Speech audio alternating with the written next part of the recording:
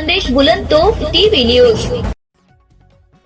नगरपंचायत हद्दीतील रथ गल्ली व श्री दत्त मंदिर परिसरातील बुराई नदी पात्रात साचलेली अस्वच्छता आणि तुंबलेल्या सांडपाण्यामुळे नागरिक त्रस्त झाले असून हा परिसर स्वच्छ होणार का, असा संतप्त सवाल स्थानिक नागरिक जयवंत सोनू राजपूत यांच्यासह परिसरातील रहिवाशांनी उपस्थित केला आहे।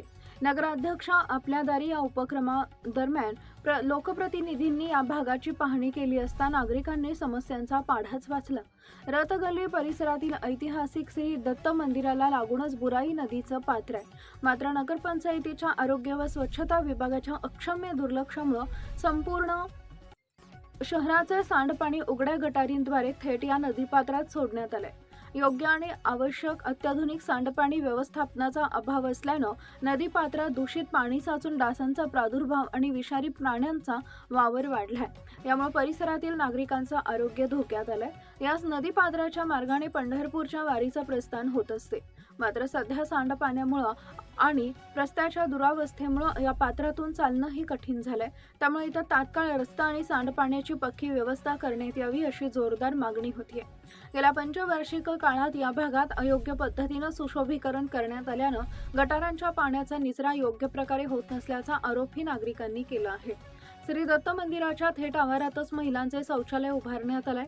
मंदिराच्या पवित्रतेला बाधा पोहोचत असल्यानं हे शौचालय या ठिकाणाहून हटवण्यात यावे अशी मागणी सामाजिक कार्यकर्ते राजेंद्र राजपूत यांनी केली आहे। तसेच या भागापासून काही अंतरावर पुढे महिला व पुरुषांसाठी नवीन स्वतंत्र स्वच्छतागृह उभारावे असंही त्यांनी सुचवले। तसेच उघड्यावर कचरा फेकणाऱ्यांवर कारवाई नगरपंचायतनं करावी, तिथं फक्त नावालाच फलक लावले असेल तर त्याची अंमलबजावणी नगरपंचायतनं करावी अशीही मागणी होतीये। आरोग्य विभाग आणि मुख्य अधिकाऱ्यांकडे अनेकदा तोंडी व लेखी तक्रारी करूनही प्रशासनानं दुर्लक्ष केल्यानं संतप्त नागरिकांनी थेट राज्य शासनाकडे धाव घेतली।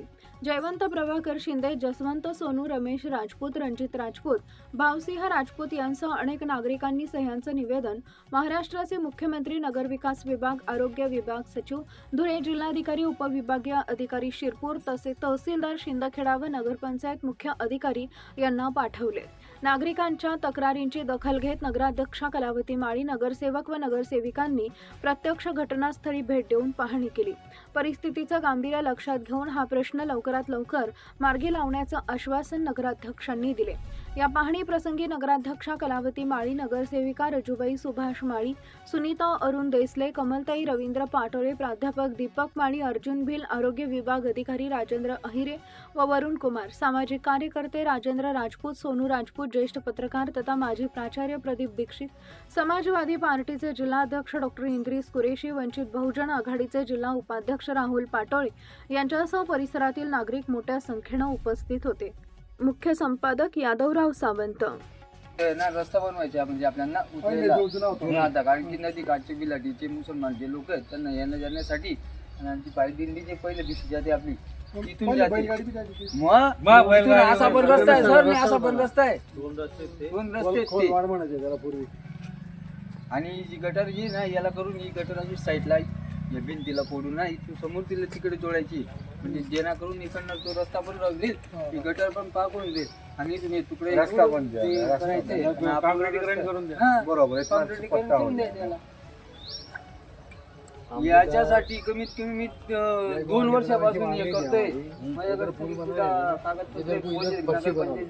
पंचायती कर्मचारी सगळेजण म्हणजे गोड बोलून आपल्याला सगळं नुसतं सांगून देतात, करून देतो,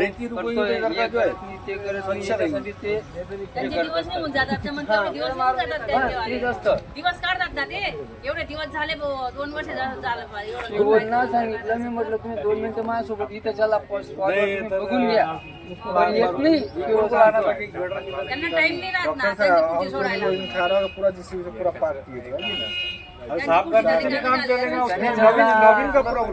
तरी कलम अन्वय नदी पात्रात घाण फेकल्यास आपल्या विरुद्ध पोलीस स्टेशनला गुन्हा दाखल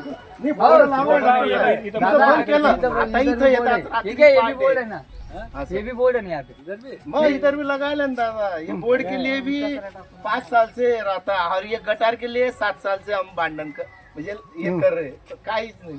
मग आता नेमकं आपलं दुर्दैव दादा भी असं आई होई गे